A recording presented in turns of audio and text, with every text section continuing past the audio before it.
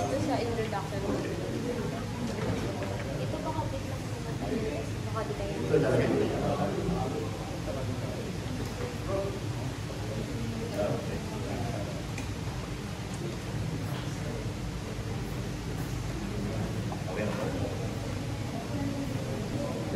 Baka lang hindi kaya. Press lang.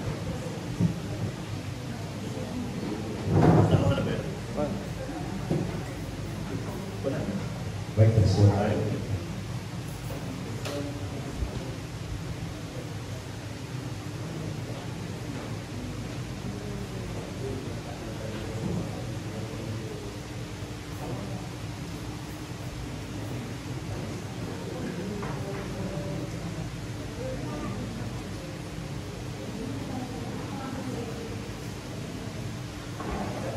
Good evening mga brothers and sisters, mga kapatid, mga kapanalig, mga kapamilya, mga kapuso.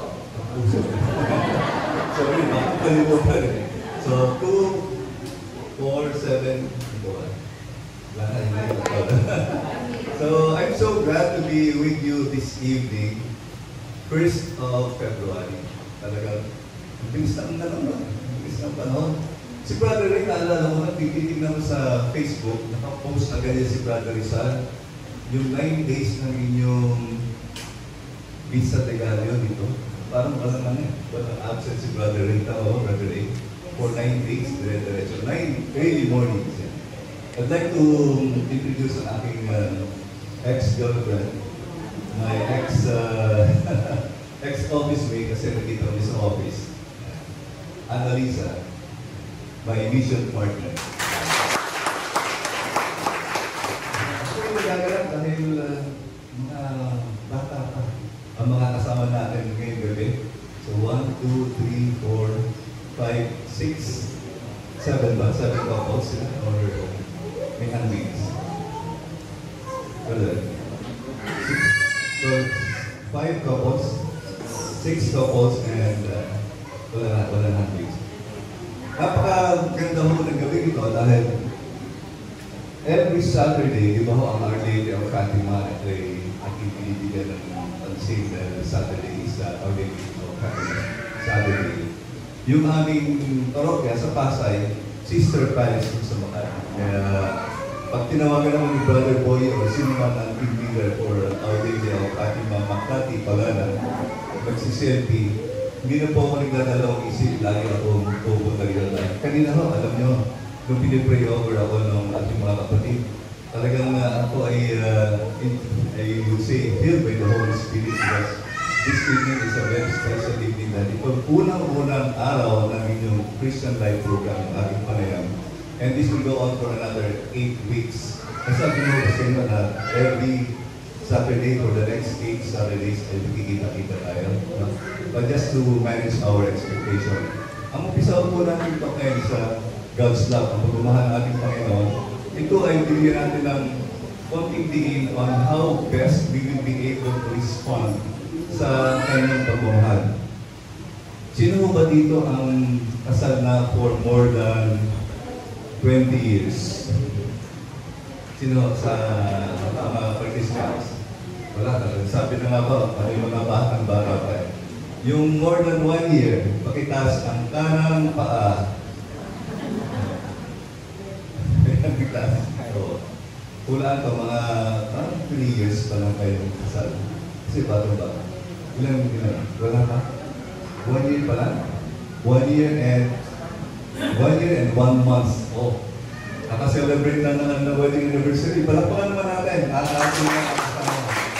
Pwede ko si John Paul at si Joby May.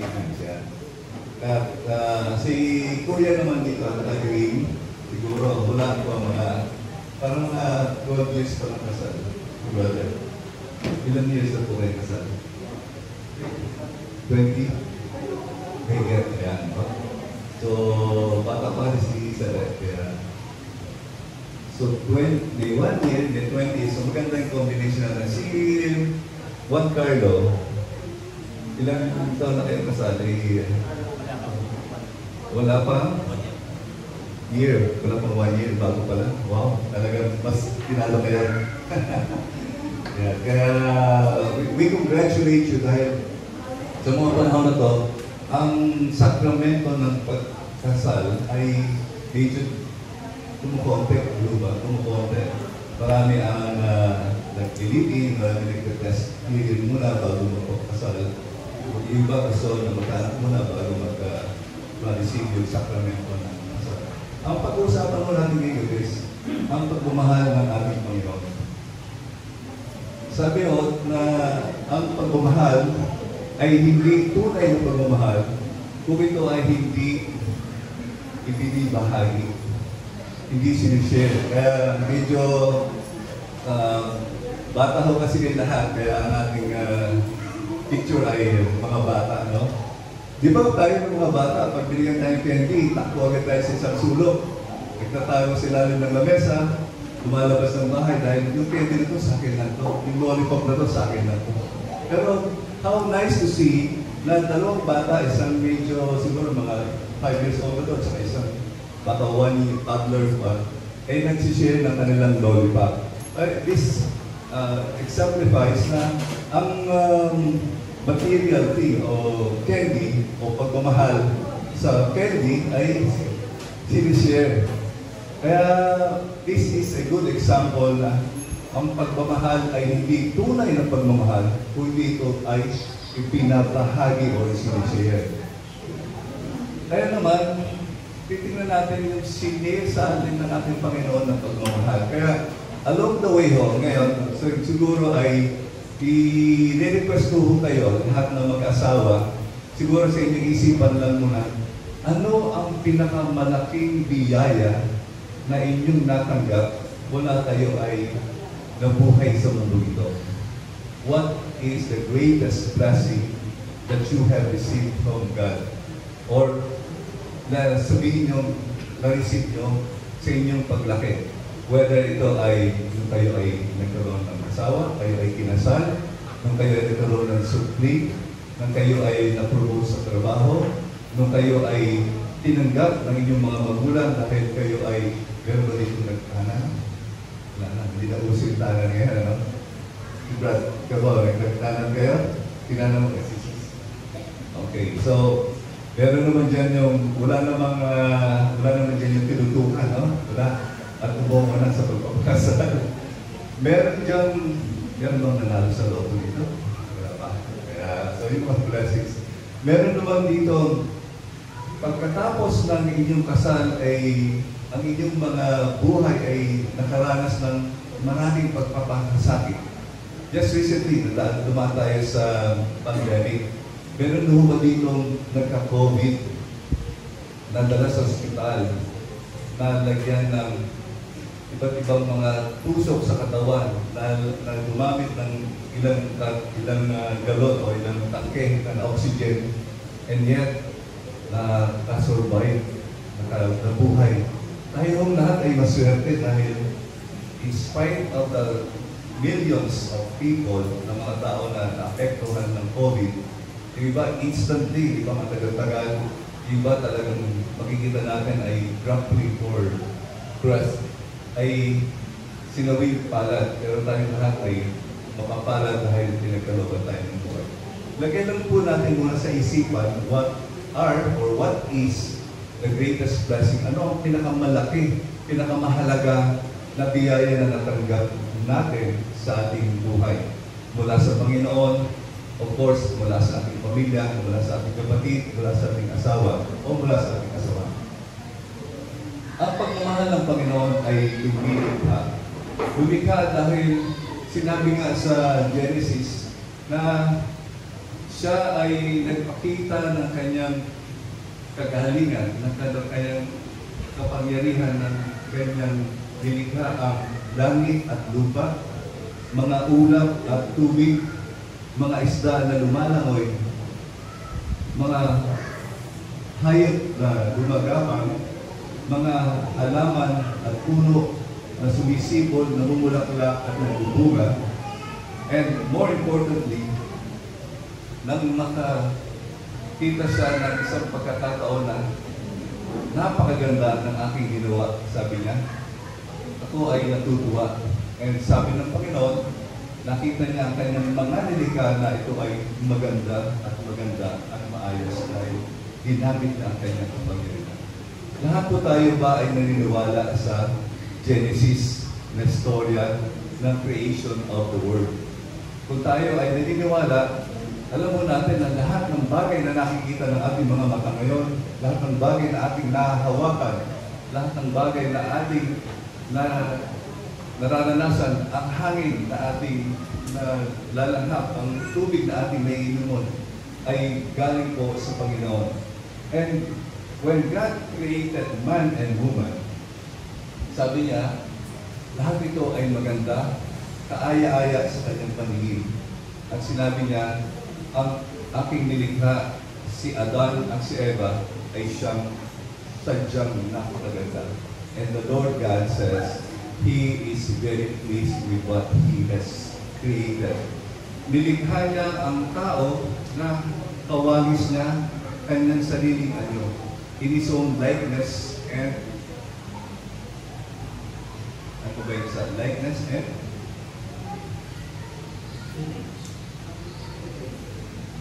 ulit po. Likeness and image. Kapareho at kaimahe. Ano ibig sabihin ba ng kapareho? Para bang merong tunay at merong doble. Pag sinabi natin tunay, merong class A, merong reproduction, merong litrato na na-print at meron na photocopy. Pwede ba natin sabihin na tayo ay na-photocopy na colored photocopy ng ating Panginoon? Pwede, no? Kasi alam mo naman natin, ang Diyos ay kumpletong nilalang. Pag sinabi natin imahe, the image, pag sinabi natin imahe, tayo ba ay nagre-represent ng imahe ng ating Panginoon? Para isipan po yan sa atin. No? Minsan, oo. Minsan, hindi. Sa akin ho, nung ako ay binata at lumalaki pa, palagay ko, mas maraming hindi. Kasi ako ay isang nilalang na ginamit ang aking kalayaan, my own free will, to do as many things and as much of what I wanted na hindi gusto ng Panginoon. Ito po yung sinasabi ng man rejected his creator by sinning. Katulad po ng nagawa ni Adan at ni Eva, na sila ay pinagbawalan na pitasin ang bunga galing sa puno ng karunungan, kaalaman ng kabutihan at kasamaan. At ito ay kinain nilang pareho. Equally, sabihin po natin, sila ay nagkamali. Pero yung mga bantang ibang panahon ay sinasabi natin, ang mga lalaki tayo mga brothers, sabi natin, tinukso tayo ng babae. Si Eva ang tumukso kay Adan. Pero sabi naman ni Eva, ang ahas ang tumukso sa akin. Just the same, pareho po nagkamali. Lalaki at babae at lalaki, aminin naman natin na tayo ay nagkamali na sadyang pareho. Okay ba tayo dyan? Para patas ang ating usapan, mga brothers and sisters. Nung sila ay pinalabas sa hardin na napakaganda, sila ay nawalan ng pagkakataon, matunghayan muli ang mga puno at bunga na sadyang ginawa ng ating Panginoon. More importantly, the tree of goodness and likeness. Pero sabi ng Panginoon, kayong tao ay lahat nagkakamali, nagkakasala, natatalisod, lumalayo, tumatalikod sa Kanya, sumusuway sa Kanyang mga kagustuhan, sumusuway sa Kanyang mga utos, pero andun pa rin mo ang Kanyang pagnanasa na tayo ay kagilapin. Di ko pa nung sila ay natuto at nalalaman nila ang karunungan ng tama at mali, sila ay nagkubli sa likod ng mga pulo at mga damuhan. Dahil natuklasan nila na sila ay walang saplot. Natuklasan nila sila ay hubad-hubad. Hubad-hubad. Pero, ang sabi ng Panginoon, Adan at Eva, nasa saan kayo? Hinahanap pa rin sila kasi sila ay nagtago mula sa paningin ng ating Panginoon. And says that God waits for us to come back to Him. But just the same, mga kapatid, doon na ho nag-umpisa ang original na pagkakamali o pagkakasala. Pag sinabi natin ang Panginoon at ang kanyang pagmamahal ay siyang lumilikha, ang Panginoon at ang kanyang pagmamahal ay siya rin sumasagip sa atin. For God's love saves, God's love redeems. Bakit ho? Bakit natin nasabi yun? Dahil sabi ng ating isang kwento na ang alibughang anak or the prodigal son, napakaganda ho ng kwento nito na ang anak ng pangalawa sa dalawang lalaki ay humingi sa kanyang tatay na, "Tatay, pwede bang yung aking magiging potential na magiging mana ay ipagkaloob mo na sa akin?" Pero tagapasuyan sa ating kultura, di ba? Lalo-lalo na tayong mga Pilipino. Hindi ho natin sasabihin, hindi tayo magtatangkang sabihin sa ating tatay at nanay, "Nanay, tatay, ipamarin niyo sa akin ang bahay at lupa na ito para magamit ko ang pera sa aking negosyo o sa aking gagawing business venture." Pero ang tatay ay napakabait. Pinagkaloob sa pangalawang anak o sa nakababatang anak ang kanyang mana. Ang bata naman ay umalis, ginamit ang kayamanan na pinagkaloob sa kanya at ito ay kanyang winaldas. Siya ay uminom, nagpakasasa sa alak ng babae, nagsugal, at iba't iba pang mga pagkakamali.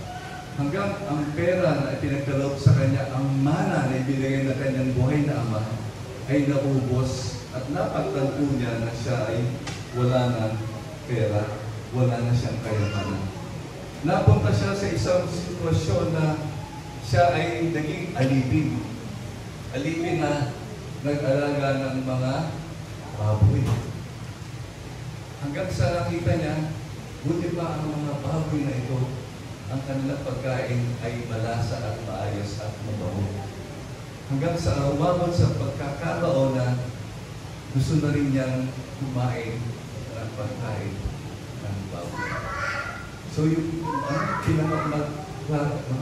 pinakamaganda at maraming buhay niya, siya ay bumagsak hanggang sa lumagapak siya sa sahig sa kanyang paghihirap. Doon niya napag-isip-isip na siya ay sobrang nagkamali. Parang si Freddy Aguilar. Yung kanta niyang nagsisisi at naisip mo ikaw ay si Freddy Aguilar. Ang sabi niya, "Ako ay babalik sa aking tahanan at sa aking ama.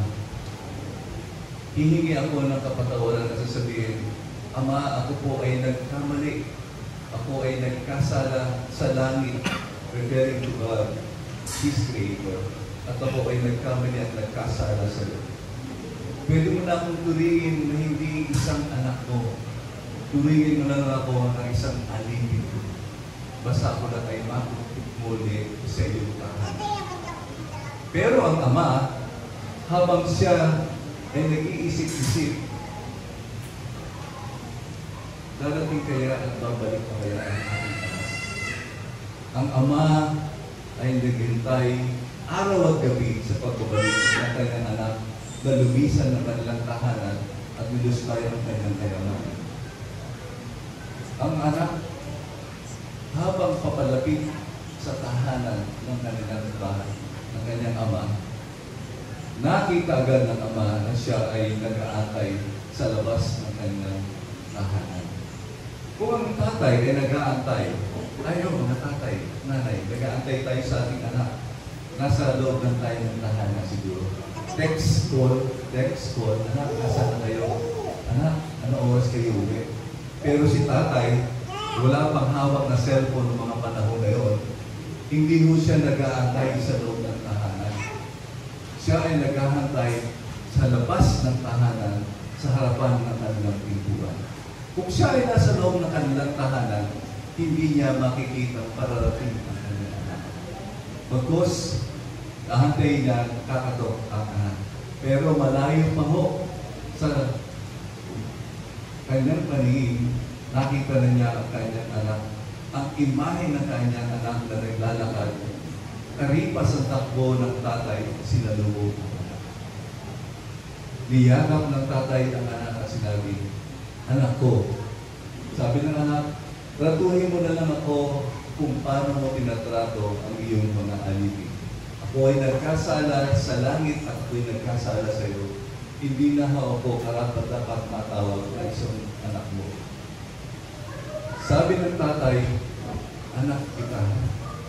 Dali kayo, sabi ng tatay sa kanyang mga alipin.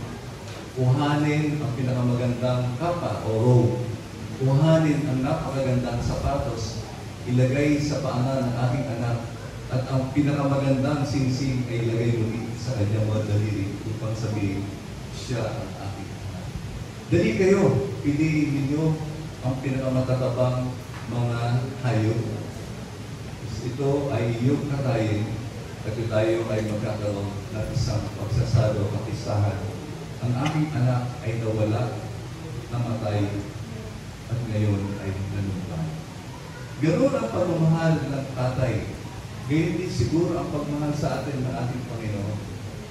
Tayo, tuwing tayo ay lalabas sa kanyang paningin, lalabas sa kanyang yakap, lalabas sa kanyang pagbabantay, lagi siyang nakatingin habang tinitignan ang ating mga likod na tayo ay nagkakamali. Inaantay na tayo ay lilingon muli at sasabihin, Ama, ako po ay nagkamali. Pagbigyan mo ako, patawarin mo ako. Ako'y nagkasala sa langit at ako'y nagkasala sa iyo. Ganun yung pagmamahal ng Ama. Kaya ang pagmamahal ng Diyos ay siyang lumilikha. Ang pagmamahal ng Diyos ay nagbibigay ng buhay. God's love saves. God's love redeems. God's love created. We are all His creation. And now, when we turn away from Him, from His warm embrace, He is always there, readily and accept to embrace us again. Say, anak, anak pa rin kita. Ikaw ay aking patatawarin at bibigyan dahil ikaw ay aking nilikha, ikaw ang aking anak.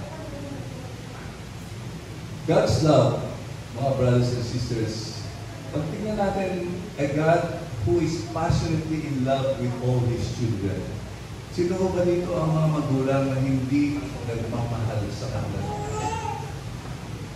Pagpunta ho natin sa isang piitan, alam nyo, ang Focus to Christ ay nagsisilbi sa Pasay City Jail, yung ating dyan sa may Catholic Harrison. So kaya ninyo, meron mo bang naya na nagsabing, yan ang anak ko, makasalanan, ikulong nyo siya. Ano ang lagi natin narinig? Patawarin niyo po ang anak ko, pakawalan niyo siya, wala mo siyang kasalanan ng anak ko, ay napakabait na bata. Meron mo bang nakarinig na ng nanay at tatay na yung anak kong yan ay isang lapastangan, yung anak kong yan ay isang salbahe, yung anak kong yan ay isang makasalanan, yung anak kong yan ay kriminal, ikulong. Wala po. Ganun na po ba tayong narinig na ganyan? Noong mga unang panahon, laging makikita natin, hanggang sa panahon ito, lagi natin marinig ang nanay at tatay.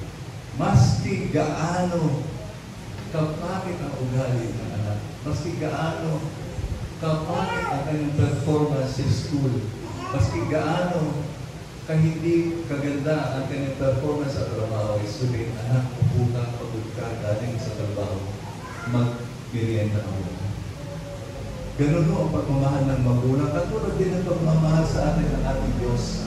Those who live and return and those who stay and obey. Ganun din, tayo ay lumayas, tayo ay bumalik, tayo ay pinagbigyan, tayo ay pagbibigyan muli hanggang sa ang ating mga magulang ay meron pang mga hininga. Ganyan din po tayo mga magulang. Pipilitin natin may tawid ang pag-aaral ng ating mga anak.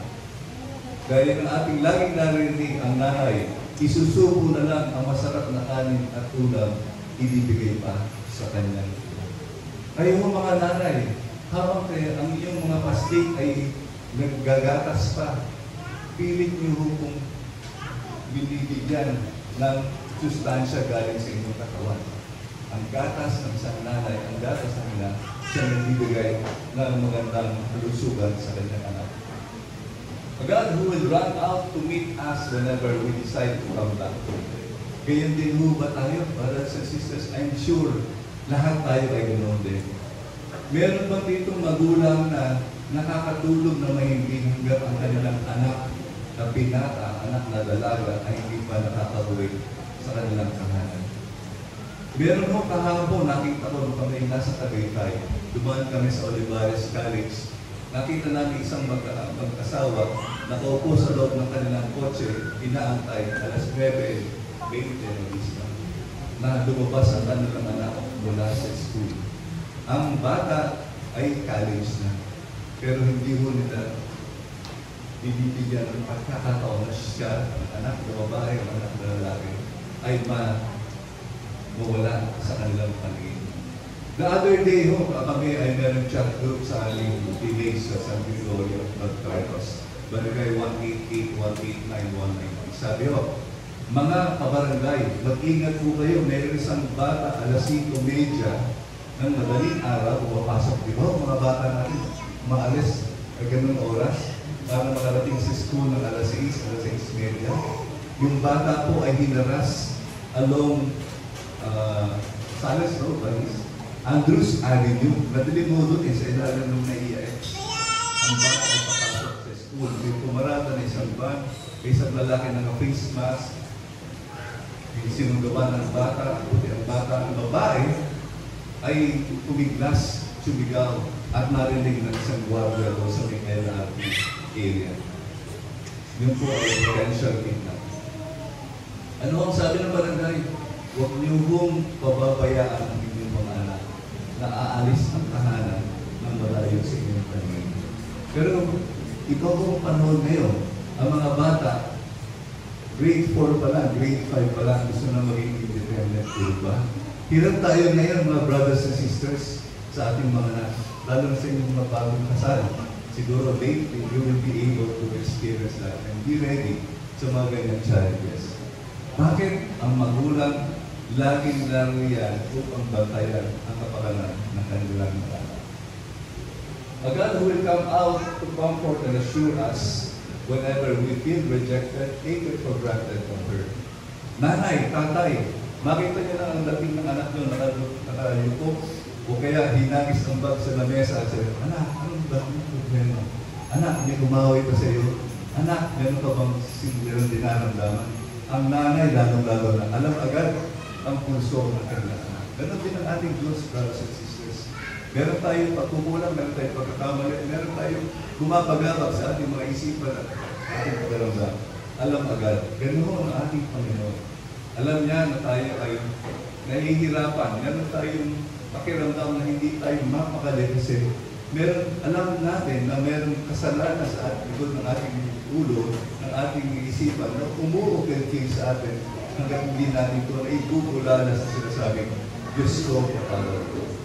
Katulad ng alimughang anak, bumalik sa kanyang ama at humingi ng kapatawaran sa Diyos. Pangatlo po, God's love sustains.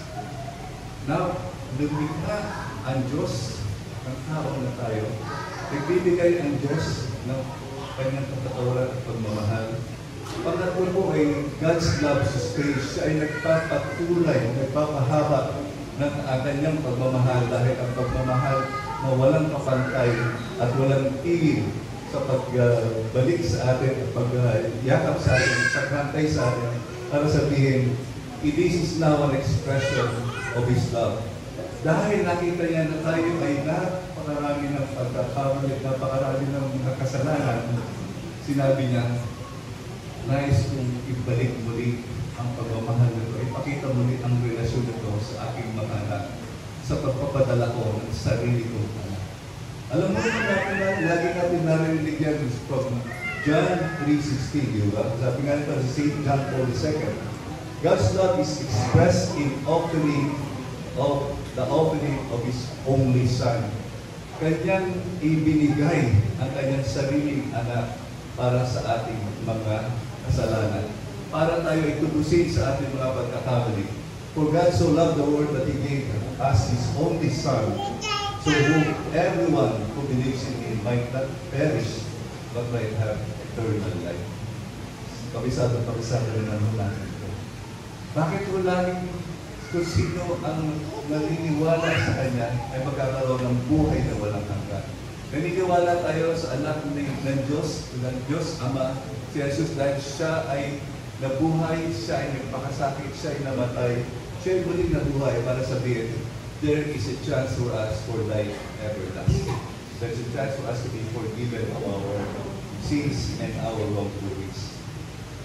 In this way, the love of God was revealed to us. God sent up us His Son into the world that we might have life through Him. Taken from the verse, the book of John, chapter 4, verse 9. Para sabihin naman, brothers and sisters, na ang Diyos na siyang lumikha sa atin, ay siya pa rin nagpadala ng isang mensahero para sabihin na tayo ay may pagkakataon na tayo angat sa ating mga pagkakamali. Katulad ng iladughang anak na lagi tayo may pagkakataon, manumbalik lang tayo sa Kanya because God's love creates, God's love saves, God's love redeems, and God's love sustains. The love of Jesus Christ for us is sustenance for all of us to say, ang pagmamahal ni Jesus ay naririyan. Whoever is with me is with me. Whoever sees me will be with me. Sabi nga, I am the vine and you are the branches.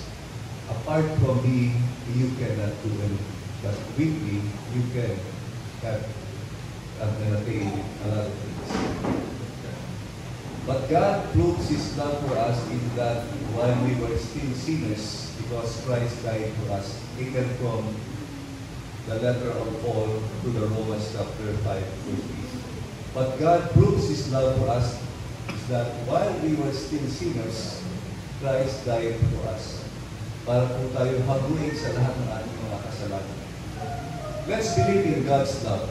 Tayo po ay maniwala sa pagmamahal ng Diyos because God's love, again, ulit-ulitin po, God's love creates, God's love sustains, God's love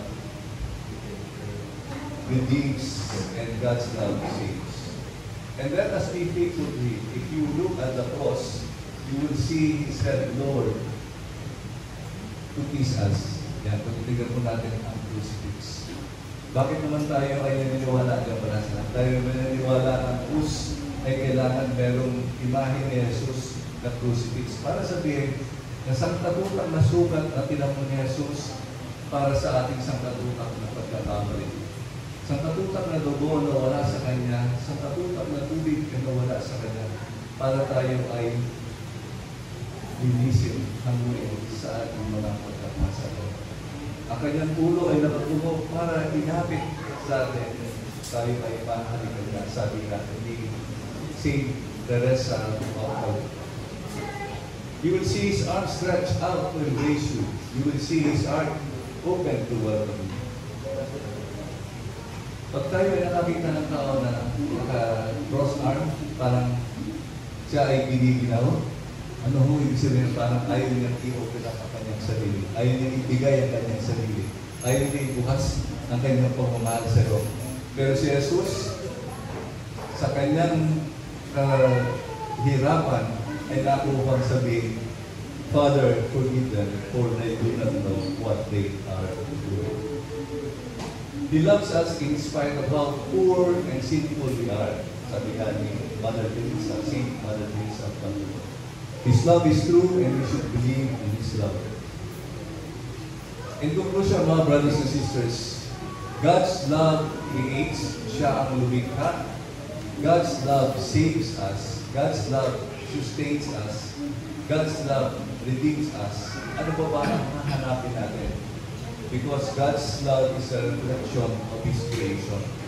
Meron ba sa ating gumawa ng isang opera maestra na pagkatapos na makita ito at nailagay, maiuplok sa isang pedestal, ay ihahagis na lang, sisirain o susunugin? Wala ko, di ba? Tayo ang opera maestra ng Panginoon. Tayo ang kanyang pinakamaganda at sabihin natin, pinaka-mabuti na kanyang nilikha. Tayo ay bibigyan niya at bibigyan niya ng pagkakataon makita na siya ay isang Diyos na nagmamahal sa atin at tayo ay nagmamahal din para sa atin. So, brothers and sisters, God's love is a reflection of His creation. Pwede ho natin ulitin, God's love creates, God's love creates, God's love saves, God's love sustains. Ang pagmamahal ng Diyos ay siyang lumikha sa atin. Ang pagmamahal ng Diyos ang siyang sumasagip sa atin.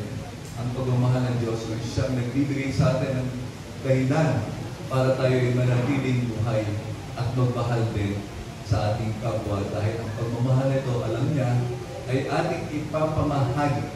Dahil ang pagmamahal na hindi pinapamahagi ay hindi tunay na pagmamahal, katulad ng dalawang bata na nagsishare ng kanilang lollipop. Amen, brothers and sisters? So, ganun din ho tayo.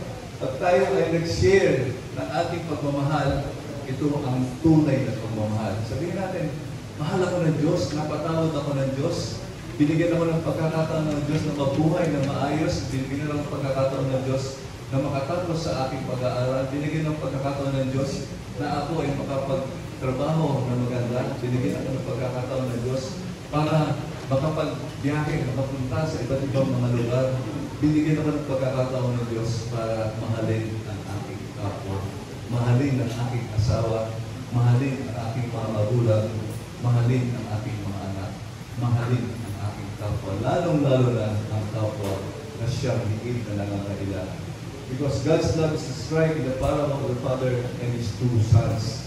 Bibigyan ko po ng konting kulatilya. Yung kuya na siyang, sabihin natin siya ay faithful and trustworthy doon sa mga ari-arian ng tatay. Sabihin, tatay, ba't yung anak mong siyang alibugha, siyang anak mo lumuslay ng kanyang pera, eh ipagkakatay mo pa ng pinakataba na hayop. Binigyan mo ng singsing, binigyan mo ng magandang sandalyas, binigyan mo ng magandang kapa. Samantala ako ay narito, laging nasa tabi mo, upang ikaw ay tulungan sa iyong gawain, eh hindi mo ko man lang binigyan ng isang kamping para katayin at kami ng aking mga kaibigan ay mag-celebrate. Ano po ang sagot ng Ama? Ikaw naman ay laging nariyan. Kung ano ang meron ako, ay siya meron ako. Kapareho din natin, brothers and sisters, sabihin natin, tayo ngayon ay nagsisimba, tayo ay naglulubay na, tayo nakatanggap ng biyaya ng Diyos, tayo ay sa pang-araw-araw ay nakakatanggap ng grasya niya. Ito ba'y ating sarili-sarili lamang? Sabihin sa atin ng Diyos, ikaw ay laging nariyan katabi ko, magbigay ka dahil ang pagmamahal mo sa kapwa ay siya tunay na pagmamahal. Katulad ng pagmamahal ng Ama sa kanyang kalibugang anak, sinasabi na rin sa kanyang anak ang panganay, magmahal ka rin sa iyong kapatid dahil ikaw ay aking mahal. But the fullest revelation of God's love is the sending of the Son to suffer and die that we may have eternal life. Amen ba, brothers and sisters? Naniniwala ba ho tayo na meron tayong buhay na walang hanggan pagkatapos ng ating buhay temporal dito sa mundong ito?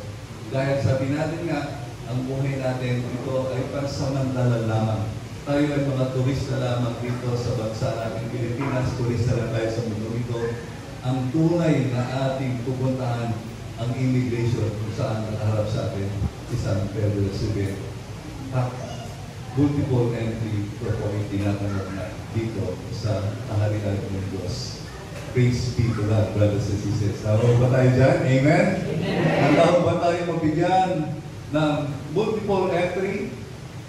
Walang expiration sa kaharian at tahanan ng ating Panginoon. Amen ba tayo dyan? Amen. Multiple entry. Bakit? Lalabas ba tayo ng langit?